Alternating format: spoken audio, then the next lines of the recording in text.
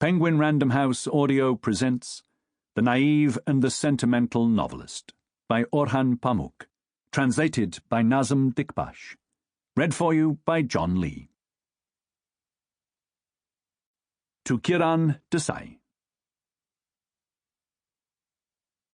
Chapter 1. What Our Minds Do When We Read Novels. Novels are second lives. Like the dreams that the French poet Gérard de Nerval speaks of, novels reveal the colours and complexities of our lives, and are full of people, faces, and objects we feel we recognise. Just as in dreams, when we read novels we are sometimes so powerfully struck by the extraordinary nature of the things we encounter that we forget where we are, and envision ourselves in the midst of the imaginary events and people we are witnessing. At such times, we feel that the fictional world we encounter and enjoy is more real than the real world itself. That these second lives can appear more real to us than reality often means that we substitute novels for reality, or at least that we confuse them with real life. But we never complain of this illusion, this naivete.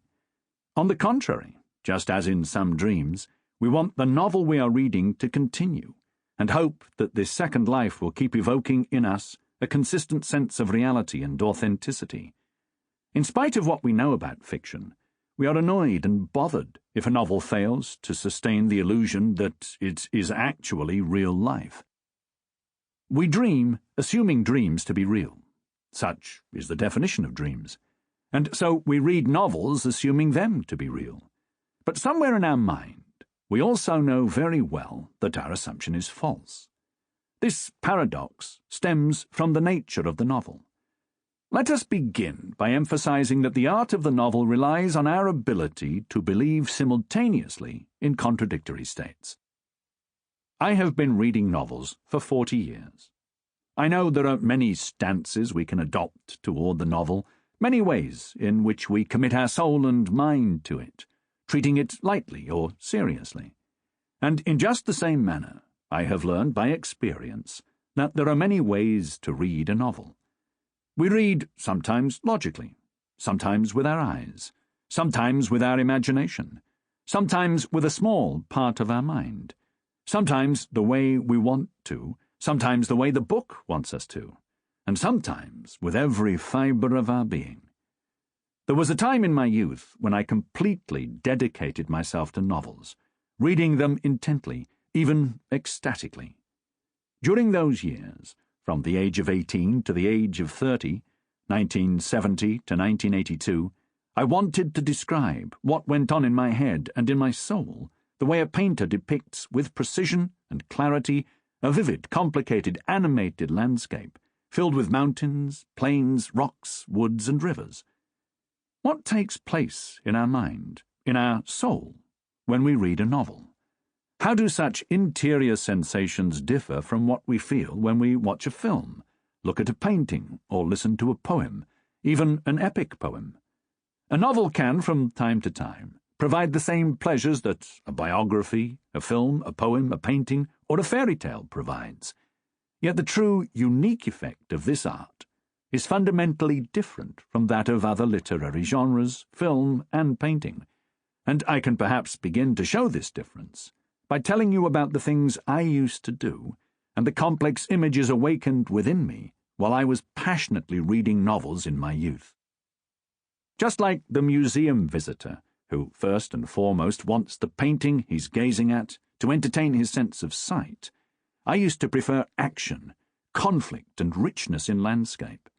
I enjoyed the feeling of both secretly observing an individual's private life and exploring the dark corners of the general vista. But I don't wish to give you the impression that the picture I held within me was always a turbulent one. When I read novels in my youth, sometimes a broad, deep, peaceful landscape would appear within me, and sometimes the lights would go out, black and white would sharpen, and then separate, and the shadows would stir. Sometimes I would marvel at the feeling that the whole world was made of a quite different light, and sometimes twilight would pervade and cover everything. The whole universe would become a single emotion and a single style, and I would understand that I enjoyed this, and would sense that I was reading the book for this particular atmosphere. As I was slowly drawn into the world within the novel, I would realize that the shadows of the actions I had performed before opening the pages of the novel, sitting in my family's house in Beşiktaş in Istanbul, the glass of water I had drunk, the conversation I'd had with my mother, the thoughts which had passed through my mind, the small resentments I had harbored, were slowly fading away. I would feel that the orange armchair I was sitting in, the stinking ashtray beside me, the carpeted room, the children playing soccer in the street yelling at each other, and the ferry whistles from afar were receding from my mind, and that a new world was revealing itself word by word, sentence by sentence in front of me. As I read page after page, this new world would crystallize and become clearer, just like those secret drawings which slowly appear when a reagent is poured on them, and lines, shadows, events, and protagonists would come into focus. During these opening moments, everything that delayed my entry into the world of the novel and that impeded my remembering and envisioning the characters, events, and objects would distress and annoy me. A distant relative whose degree of kinship to the real protagonist I had forgotten, the uncertain location of a drawer containing a gun, or a conversation which I understood to have a double meaning, but whose second meaning I could not make out. These sorts of things would disturb me enormously.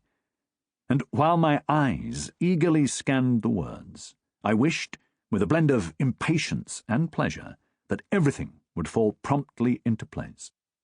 At such moments, all the doors of my perception would open as wide as possible, like the senses of a timid animal released into a completely alien environment, and my mind would begin to function much faster, almost in a state of panic. As I focused my full attention on the details of the novel I held in my hands, so as to attune myself to the world I was entering, I would struggle to visualize the words in my imagination and to envision everything described in the book. A little later, the intense and tiring effort would yield results, and the broad landscape I wanted to see would open up before me, like a huge continent appearing in all its vividness after the fog lifts. Then I could see the things recounted in the novel, like someone gazing easily and comfortably out a window and watching the view. Reading Tolstoy's description of how Pierre watches the Battle of Borodino from a hilltop in War and Peace is for me like a model for reading a novel. Many details that we sense the novel is delicately weaving together and preparing for us, and that we feel the need to have available in our memory while we read, seem to appear in this scene, as if in a painting. The reader gets the impression he is not among the words of a novel, but standing before a landscape painting. Here, the writer's attention to visual detail and the reader's ability to transform words into a large landscape painting through visualization are decisive.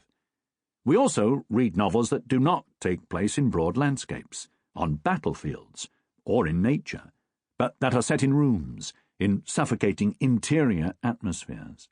Kafka's Metamorphosis is a good example.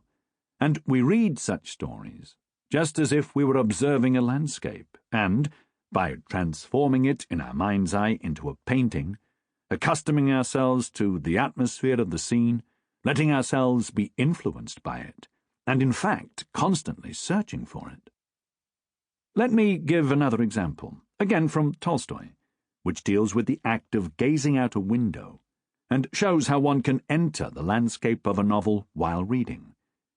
The scene is from the greatest novel of all time, Anna Karenina. Anna has happened to meet Vronsky in Moscow. Returning home at night by train to St. Petersburg, she is happy because she will see her child and her husband the next morning. I quote from the translation by Richard Pavia and Larissa Volokonsky. Anna took a paper knife and an English novel from her handbag. At first she was unable to read. To begin with, she was bothered by the bustle and movement. Then, when the train started moving, she could not help listening to the noises. Then the snow that beat against the left Sample complete. Ready to continue?